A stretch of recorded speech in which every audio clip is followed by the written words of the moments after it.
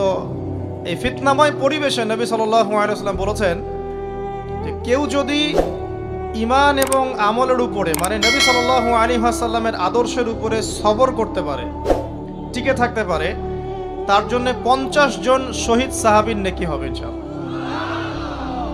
তো ফিতনাময় পরিবেশে যদি সবর করা যায়, হকের উপর অটল থাকার চেষ্টা করা যায়, ইনশাআল্লাহ আপনি 50 জন শহীদ সাহাবীর নেকি পাবেন ইনশাআল্লাহ।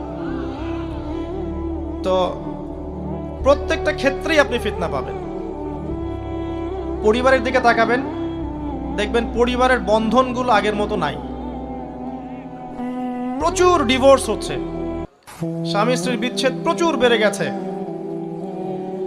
তারপরে সন্তান সন্ততি আমাদের পরিবারে যারা আছে, দেখবেন এরা বেশিরভাগই দুনিয়াদার হয়ে গেছে, দিনের খুব একটা ফিকির নাই।